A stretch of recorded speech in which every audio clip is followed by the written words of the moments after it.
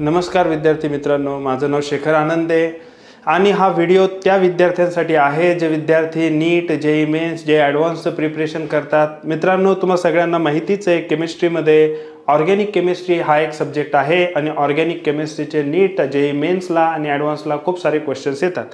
पण पर्टिक्युलरली काही विद्यार्थी जे आहेत ते ऑर्गॅनिक केमिस्ट्रीला फार घाबरतात, ऑर्गॅनिक केमिस्ट्री त्यांना टफ जातं। त्यामागचे रिझन्स काय आहेत आणि त्या सगळ्या गोष्टींना ओव्हरकम कसं करायचं, म्हणजेच इन शॉर्ट म्हणजे काय की ऑर्गॅनिक केमिस्ट्रीमध्ये बेस्ट स्कोर कसा आणायचा हे मी आज तुम्हाला सांगणार आहे। तर मित्रांनो, लक्षात ठेवा, ऑर्गॅनिक केमिस्ट्री हा जो सब्जेक्ट आहे हा 3 सेक्शनमध्ये ॲक्च्युली डिवाइड झालेला असतो। एक असतो जनरल ऑर्गॅनिक केमिस्ट्रीचा सेक्शन जो ऑर्गॅनिक केमिस्ट्रीचा बॅकबोन आहे, दुसरा सेक्शन असतो रिॲक्शन मेकॅनिझम आणि तिसरा सेक्शन असतो ते म्हणजे नेम रिॲक्शन्स। तर लक्षात ठेवा, जो जनरल ऑर्गॅनिक केमिस्ट्रीचा पार्ट आहे ज्याला आपण जीओसी म्हणतो, हा ऑर्गॅनिक केमिस्ट्रीचा बॅकबोन आहे।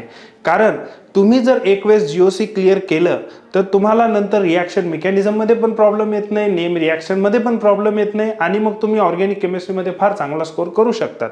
पण तुमचं जर जीओसी वीक असेल तर तुम्हाला कॉन्फिडन्स येत नाही, सब्जेक्टमध्ये इंटरेस्ट क्रिएट होत नाही, त्याच्यामुळे ओव्हरऑल काय तर त्या सब्जेक्टबद्दलच आपण निगेटिव्ह होतो आणि पुढे चांगला अभ्यास करत नाही मग त्याच्यासाठी मित्रांनो, जीओसी परफेक्ट कसं करायचं, जर जीओसी जर तुम्हाला परफेक्ट करायचं असेल तर सगळ्यात अगोदर सगळ्यात पहिली गोष्ट मोस्ट इम्पॉर्टंट आहे आणि ती म्हणजे काय, तुमचे जे मेंटॉर्स आहेत, तुमचे जे सर आहेत जे तुम्हाला ऑर्गॅनिक केमिस्ट्री शिकवतायत, जीओसी शिकवतायत, सगळ्यात अगोदर त्यांचे लेक्चर तुम्ही 100% परफेक्ट करा।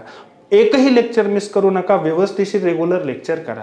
लेक्चरमध्ये तुम्हाला जो एखादा असा पॉईंट आहे की यार तो समजला नाही, त्याच्यामध्ये डाऊट आहे, ते लेक्चर झाल्यानंतर तुम्ही ते सरांकडनं क्लिअर करून घ्या। सर तुम्हाला जे डीपीपी देतात ते डीपीपी तुम्ही अगोदर घरी सॉल्व्ह करा आणि नंतर सर जेव्हा डिस्कस करतात तेव्हा तुमच्या ते लक्षात येईल की यार मला हा एमसीक्यूज येत नाहीये, इथं हा प्रॉब्लेम होता, तो प्रॉब्लेम होता, त्यांनी तुम्हाला क्लिअरिटी येईल। त्याच्यानंतर ते सगळं झाल्यानंतर तुमच्याकडे सरांनी तुम्हाला एखादं मॉड्यूल दिलेलं असतं या फिर एखादं बुक सांगितलेलं असतं, त्याच्यामधून तुम्ही एमसीक्यूज ट्राय करा। ओके, हे सगळं जेव्हा तुम्ही करणार त्यावेळेस तुम्हाला जीओसी यायला लागेल। आता याच्यामध्ये काही विद्यार्थ्यांचा नॉर्मली म्हणजे माझ्याकडे जे विद्यार्थी येतात किंवा मला जे ऐकायला भेटलंय त्याच्यामध्ये अशा काही गोष्टी आहेत, विद्यार्थी म्हणतात सर क्लासमध्ये सगळं समजतं पण एमसीक्यूज सॉल्व्ह होत नाही। त्याच्या मागचं काही कारण आहेत मित्रांनो। कारण काय आहे तर ज्यावेळेस तुम्ही फर्स्ट स्टेपमध्ये असता, जेव्हा तुम्ही लेक्चर ऐकता त्याच्यानंतर लगेच एमसीक्यूज कधी सॉल्व्ह होत नसतात। फार कमी विद्यार्थी असतात की पहिल्या अटेम्प्टमध्ये सगळे लेक्चर्स ऐकले लगेच एमसीक्यूज सॉल्व्ह केले, 100% कोणालाच येत नसतात। तर त्याच्यासाठी तुम्हाला काय करावं लागतं, व्यवस्थिशीर लेक्चर केल्यानंतर तुम्हाला एमसीक्यूजची प्रॅक्टिस करावी लागते। जे जे एमसीक्यूज तुम्हाला नाही आले ते सरांकडनं व्यवस्थिशीर समजून घ्यावे लागतात आणि जिथं जिथं डाऊट आहे तो सरांकडनं व्यवस्थिशीर क्लिअर करावा लागतो। ह्या गोष्टी जेव्हा तुम्ही पूर्ण करणार त्याच्यानंतर तुमच्याकडे जे बुक आहे त्याच्यामधून तुम्हाला एमसीक्यूजची प्रॅक्टिस करावी लागते। ओके, हे सगळं जेव्हा तुम्ही करता त्यावेळेस कुठेतरी थोडासा कॉन्फिडन्स बिल्डअप होतो आणि हळूहळू क्वेश्चन सॉल्व्ह व्हायला लागतात।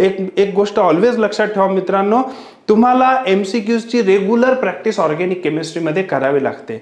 कारण कसं आहे, तुम्ही जर त्याच्यामध्ये फार मोठा गॅप दिला तर मग केमिस्ट्री भयंकर ओलॅटाईल असतं, आपल्याला लक्षात राहत नाही, आपण ते विसरून जातो आणि मग आपल्याला परत प्रॉब्लेम्स यायला लागतात। त्याच्यामुळे रेग्युलर प्रॅक्टिस ही ऑर्गॅनिक केमिस्ट्रीमध्ये फार गरजेची आहे आणि एक वेळेस जर तुम्ही जीओसी क्लिअर केलं तर नंतर पुढे तुम्हाला कुठल्याच गोष्टीमध्ये प्रॉब्लेम येत नाही। ओके, दुसरा सेक्शन जो आहे, सपोज आता तुम्ही जीओसी फार क्लिअर केलेला आहे, त्याच्यानंतर दुसरा सेक्शन येतो मित्रांनो, तो म्हणजे रिॲक्शन मेकॅनिझम। रिॲक्शन मेकॅनिझममध्ये सर जे तुमचे लेक्चर्स घेतात, जे टॉपिक तुम्हाला सांगतात ते तुम्ही क्लिअर करायला पाहिजे। आता नॉर्मली रिॲक्शन मेकॅनिझम तुम्ही नीट आणि जेईसाठी नियरली अबाउट 20 ते 22 रिॲक्शनचे मेकॅनिझम तुमच्या सिलेबसमध्ये आहे। ते जर तुम्ही व्यवस्थिशीर केले तर तुम्हाला प्रॉब्लेम येणार नाही। पण मोस्ट ऑफ द स्टुडंटचा प्रॉब्लेम काय असतो की ते रिॲक्शन मेकॅनिझम ज्यावेळेस सर समजून सांगतात त्यावेळेस पोरं ते फक्त लक्ष देतात पण त्याला वाचतात।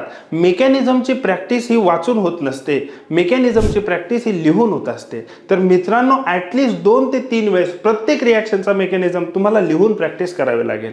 आता जेव्हा नीटची एक्झाम होते, जेईई मेन्सची एक्झाम होते, ॲडव्हान्सची एक्झाम होते, त्याच्यामध्ये क्वेश्चन्स कसे येतात, आता क्वेश्चन जेव्हा डिझाईन केला जातो तो 2 पद्धतीने डिझाईन केला जातो। एक तर डायरेक्ट रिॲक्शनवर क्वेश्चन येतो या फिर मेकॅनिझमवर क्वेश्चन येतो. मग तुमचा जर मेकॅनिझम क्लिअर नसेल तर तुम्हाला तो क्वेश्चन सॉल्व्ह करता येणार नाही, किंवा तुम्हाला जर रिॲक्शन प्रॉपर माहिती असेल तर माहिती नसेल तरी सुद्धा तो क्वेश्चन सॉल्व्ह होत नाही.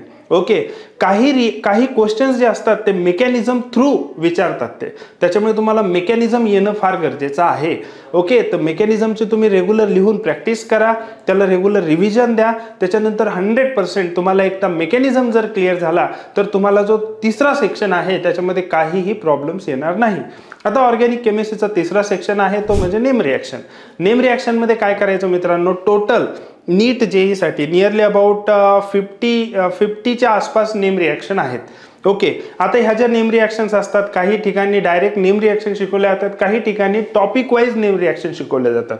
ओके, तर त्या केसमध्ये तुम्हाला ज्या ज्या नेम रिॲक्शन दिलेल्या आहेत, जेवढ्या नेम रिॲक्शन तुमच्या झाल्यात त्याच्यामध्ये काय करायचं, एक चार्ट बनवायचा. त्या चार्टमध्ये अगोदर नेम ऑफ रिॲक्शन, त्याच्यामध्ये सबस्ट्रेट कोण आहे, त्याचा रिएजंट कोण आहे, रिॲक्शनची कंडिशन काय आहे आणि प्रोडक्ट काय बनतोय हे लिहून घ्यायचं. एक वेळेस तो चार्ट बनवायचा आणि त्याला रेग्युलर रिव्हिजन द्यायची. मॉर्निंगला इव्हिनिंगला रेग्युलर रिव्हिजन द्यायचे. असं तुम्ही 15 दिवस महिनाभर जर केलं तर सगळ्या रिॲक्शन्स तुम्हाला लर्न होतात. एकदा रिॲक्शन लर्न झाल्या त्याचे मेकॅनिझम तर तुम्ही ऑलरेडी याच्या अगोदर थोडी प्रॅक्टिस केलेली आहे, नसेल केली तर इथे पण मेकॅनिझमची प्रॅक्टिस करायची. सगळ्या रिॲक्शनचे मेकॅनिझम सिलेबसमध्ये नसतात, फक्त त्याच रिॲक्शन तुम्ही पर्टिक्युलरली करायच्या किंवा त्याच रिॲक्शनचे मेकॅनिझम करायचे जे मेकॅनिझम तुम्हाला तुमच्या सरांनी किंवा तुमच्या मेंटॉरनी सांगितलेले आहेत. ह्या सगळ्या गोष्टी ज्यावेळेस तुम्ही पूर्ण करणार तर 100% तुम्हाला ऑर्गॅनिक केमिस्ट्रीमध्ये फार चांगला स्कोर येईल. Okay, thank you.